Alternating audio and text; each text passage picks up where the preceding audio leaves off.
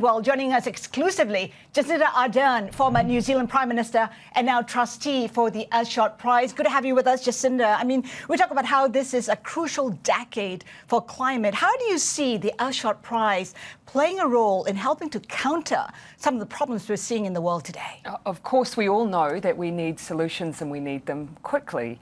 Earthshot is based on the idea of Kennedy's moonshot, the idea of investing and aspiring within a short period of time, a decade, to identify and rapidly increase the impact of those innovations, those ideas that are going to make a difference to our climate and to restoring nature. It's across 5 categories, and you'll see on the green carpet over the course of the next few days here in Singapore just some of the incredible work that's happening out there globally, which we're trying to spread the reach around. Talk us through some of the solutions that you're seeing right now. What are you excited about when you see what they have come up with? For me, it's the diversity. And amongst the finalists that we have here, and we have 15 finalists, because Earthshot is interested not just in who eventually wins the prize, but creating a cohort of individuals who are well supported to scale up their solutions. So if you're a finalist with Earthshot, you are receiving mentoring, you're receiving support, you're receiving connection to potential investors. Amongst the finalists we have everything from individuals who are looking at how do we make the electric battery, which of course for the growing number of EVs that we have globally, how do we make sure that that is a more sustainable resource? We have individuals creating tyres that release fewer pollutants into the atmosphere. We have Sierra Leone, Freetown, Treetown, initiatives to try and restore nature in different parts of the world. It is truly global, and you'll see with the breadth of ideas, truly thinking about the individual impacts across the world of climate and globally. It is about scaling these solutions. I mean, it's no good having the solutions if they can't scale. And I know that the $1.2 million is aimed to help them to do just that. But it isn't enough. The world's issues, the world's problems are massive. We have to do the ocean, the world generally. I mean, where do you go from there? Do you help them perhaps find mentors, funders? I mean, you're right. And we're interested in waste. We're interested in clean air. We're interested in climate, restoring nature and our oceans. So you have finalists working across all of these critical areas. And you're right, scale and impact is critical to what we do. We know with these individuals, the difference between them having a massive impact will often be their ability to connect with investors and to scale up quickly. We see there's a growing number of individuals, private equity and so on, who are looking to climate investment. We are connectors to that. We're trying to create more of really a foundation for greater connection. But we know there will be no one individual idea that will be the cure-all. If there was, I would have hoped found it by now. But collectively, by amplifying these ideas across the course of 10 years, we hope to have impact and demonstrate that there is cause for optimism. We just need to move with pace. What's the state of funding? Because we know the smaller nations have been crying foul, saying the richer nations have not been able to provide the kind of funding they have promised. On the lower level, in terms of the startups, I mean, how are you looking at funding? Yeah, so let me look at it from within the frame of Earthshot, because of course there is, and rightly so, a global conversation over those who impact the climate the least, perhaps carrying the greatest burden. And I know and understand that well, coming from the Pacific, which is of course experiencing climate change as we speak. It's one of the reasons why Earthshot is truly global. Initially, the awards began, of course, in London, moved to Boston. We are now in this part of the world, both because of how exposed this part of the world is to climate, but also the climate innovation that we see here, and particularly anchoring ourselves here in Singapore. We look globally for the ideas that are elevated by Earthshot. And so one of the criteria we look around is, do we have broad representation? Because every corner will be affected by climate in some way.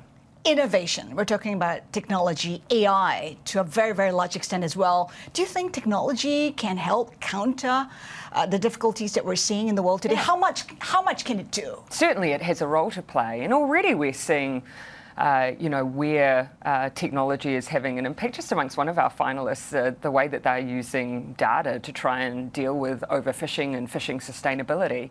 So we see it in lots of different parts of our finalists. I think increasingly we'll see it. But of course, one of the concerns around the world is no one can bank on any one technological solution or sit back and wait for that to emerge. We need to be making sure we have the solutions now and that we're investing in those solutions now. We can't afford to wait. Suffice to say, the macro environment is not helping. We have It's difficult. A war in Ukraine. We have the Israel-Hamas war.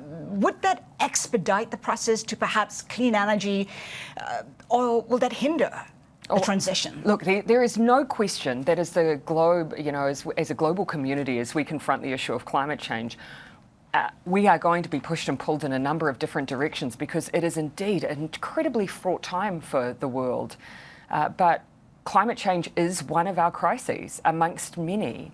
And we have to find a way that we continue to keep our eye on that, whilst, of course, the global community tackles those other issues.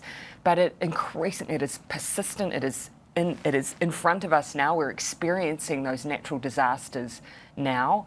My hope is that would be expediting, as well, of course, the economic costs of fossil fuels. But there's no shortage of reasons why we need to move quickly. What conversations are you hearing on the back of that?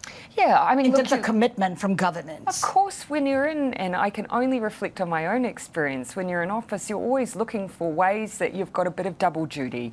How can I resolve kind of our obligations around climate change, but also improve people's lives? And I think this is increasingly the way we need to think about climate change. It's so often posed as a challenge, a burden. It also poses massive opportunity. If I could share an example of one of our past winners, she lives in Kenya, and her child experienced a burn from the most commonly used form of wood burner that they have in Kenya, which of course is, for her, demonstrated it was unsafe. It also produces air pollution and of course the climate impact of wood burners. So she created, or coal burners as well as they are used, she created an alternative that was using a form of fuel that was much less harmful for the earth, much safer for her family, and created less air pollution.